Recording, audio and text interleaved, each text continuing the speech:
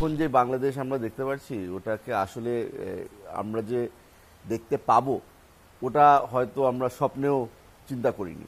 জুলাই বললে কিন্তু মনের মধ্যে চোখ বন্ধ করলে খালি একটাই ছবি ভাসে, ওই আবু সাইদ বুক পেতে দাঁড়িয়ে আছে। বাংলাদেশের জনগণকে কাঁদতে বলবো না, আমি গর্ব করতে বলবো। যারা এই সাহস নিয়ে এই গ্রাফিটিগুলো করেছিল তাদেরকে এই সম্মানটা দেওয়া খুব জরুরি ছিল। আমরা যে নতুন বাংলাদেশের স্বপ্ন দেখেছি এটার চাহিদা অনেক বড়। 1 বছর হয়ে যাচ্ছে, জুলাই আগস্ট অভ্যুত্থানের 1 বছর হয়ে যাচ্ছে। এখন যে বাংলাদেশ আমরা দেখতে পাচ্ছি ওটাকে আসলে আমরা যে দেখতে পাবো ওটা হয়তো আমরা স্বপ্নেও চিন্তা করিনি। আমি ধন্যবাদ জানাতে চাই যারা যারা এই অভ্যুত্থানের সাথে জড়িত ছিল, ছাত্র সমাজ, দলীয় নেতাকর্মীরা, সাধারণ জনগণ। এই জিনিসটা তাদেরকে ছাড়া সম্ভব হতো না।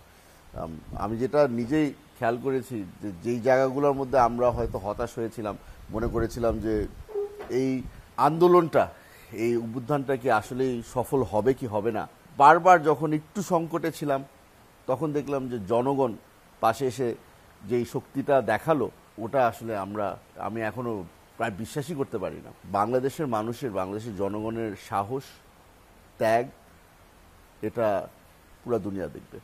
জুলাই বললে কিন্তু মনের মধ্যে চোখ বন্ধ করলে খালি একটাই ছবি ভাসে, ওই আবু সাইদ বুক পেতে দাঁড়িয়ে আছে। এই জিনিসটা খালি 1 বছর হয়েছে ওই জন্য না, যতদিন বেঁচে আছি, বাংলাদেশ যতদিন আছে, এই ছবিটাই কিন্তু বাংলাদেশের স্মৃতি হিসাবে রয়ে যাবে। আপনি যদি জিজ্ঞেস করেন যে পুরা জুলাইয়ের মধ্যে এতগুলি প্রাণ চলে গেল, এটা আমরা কেমনে করে রিকভার করব, এই ট্রমা থেকে আমরা কেমনে করে রিকভার করব, ওটা আসলেও আমরা এখনো ওটা নিয়ে চিন্তাও করতে পারছি না, কারণ এখনো ট্রমাটা খুব ফ্রেশ। একটা জিনিস যেখানে আমার খুব কষ্ট হয়, এটা আমি ব্যক্তিগতভাবে আপনাদেরকে বলছি।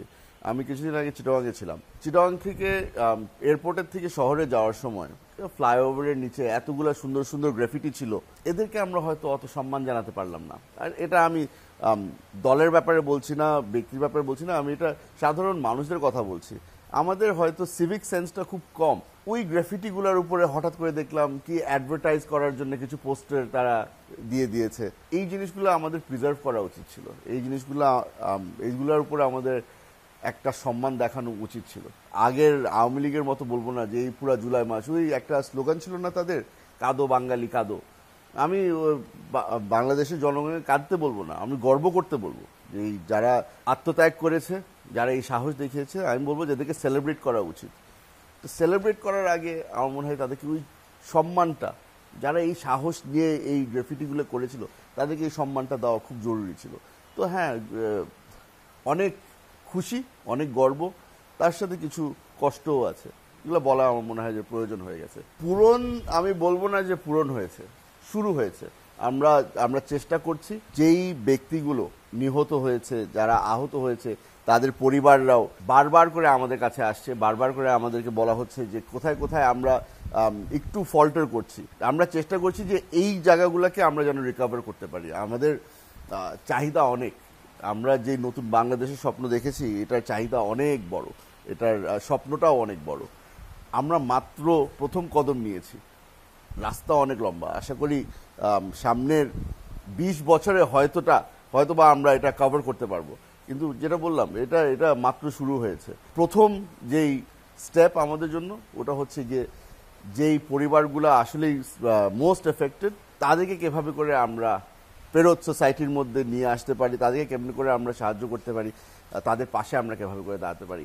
আমরা সবাই নিজেরা ব্যক্তিগতভাবে চেষ্টা করছি, দলীয়ভাবে আমরা চেষ্টা করছি, কিন্তু আসলে যে জিনিসটা খুবই ইম্পর্টেন্ট, সবচেয়ে বড় স্টেক হোল্ডার কিন্তু এখানে সরকার।